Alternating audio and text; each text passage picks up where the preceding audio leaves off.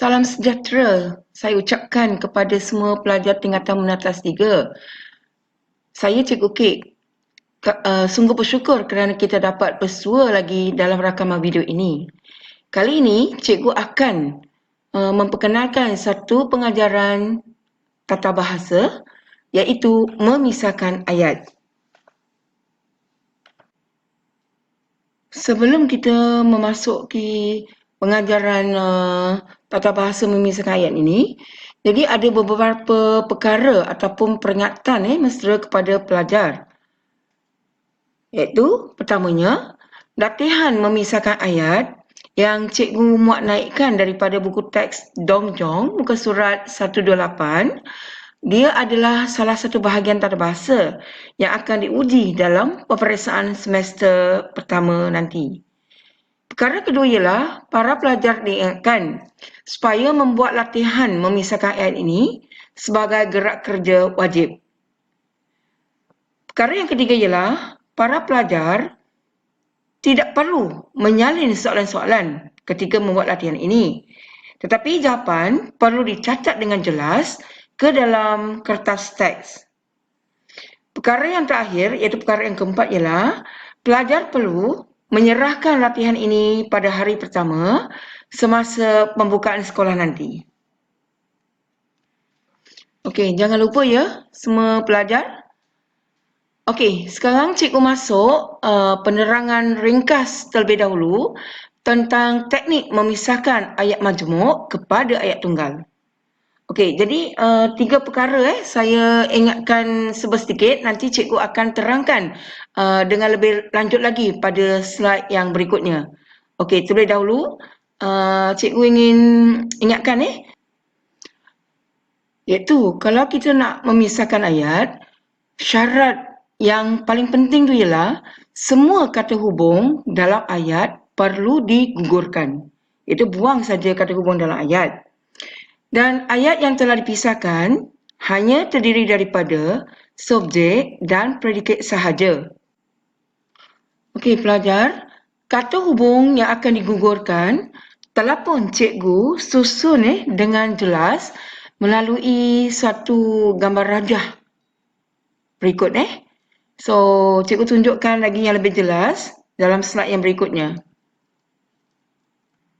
Okey, para pelajar. Jadi, ini satu gambar rajah yang lebih jelas berkenaan dengan kata-kata hubung yang akan digunakan dalam ayat majmuk.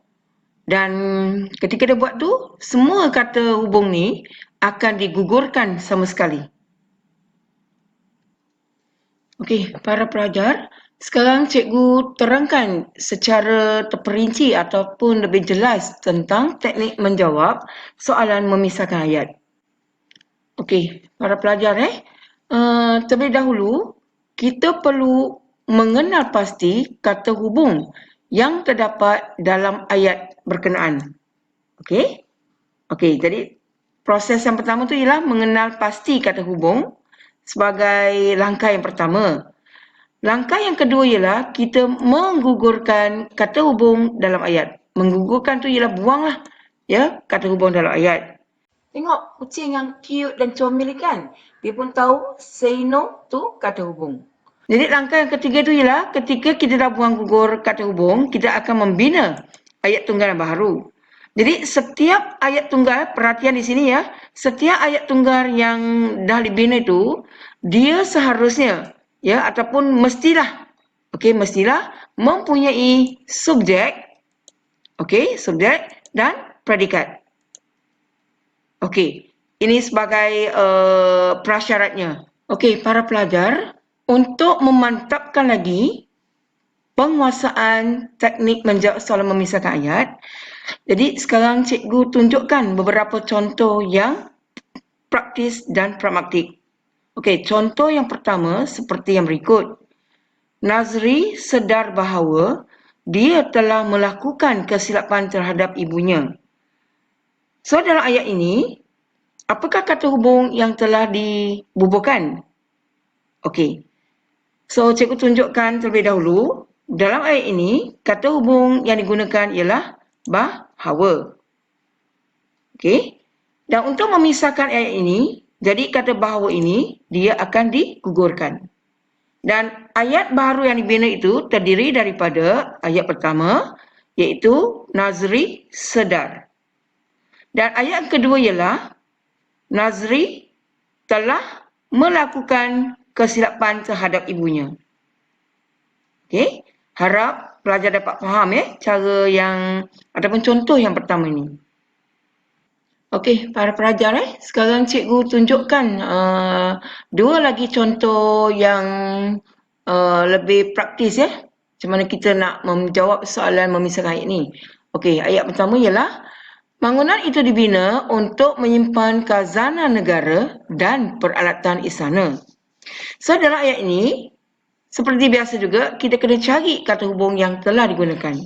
So dalam ayat ini kata hubungnya ialah dan. So ketika jawab soalan tu kita tak perlu masukkan dan lagi. So tengok saja jawapan yang berikut. Okey.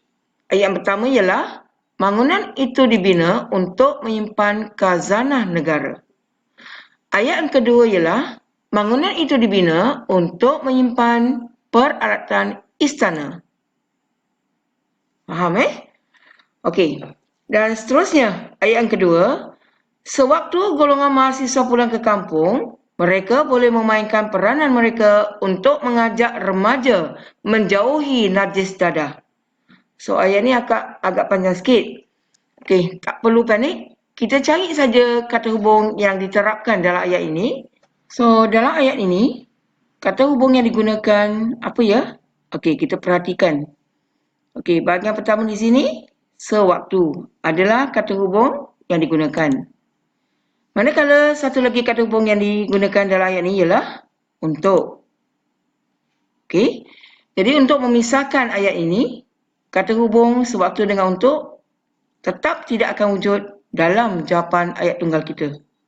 Okey, so jawapannya sedemikian.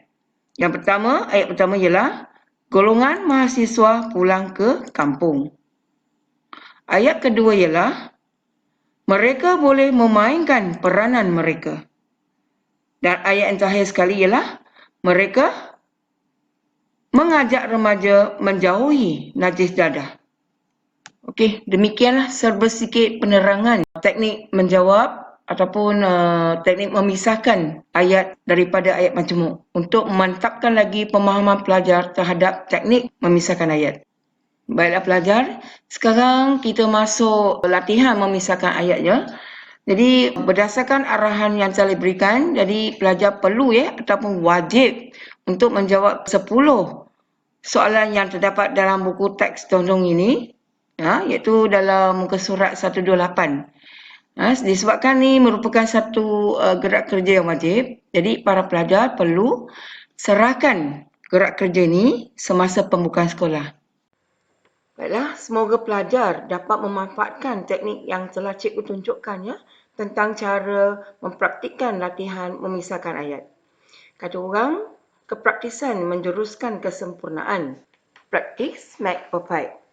Jadi berusahalah dan selamat mencuba. Bye.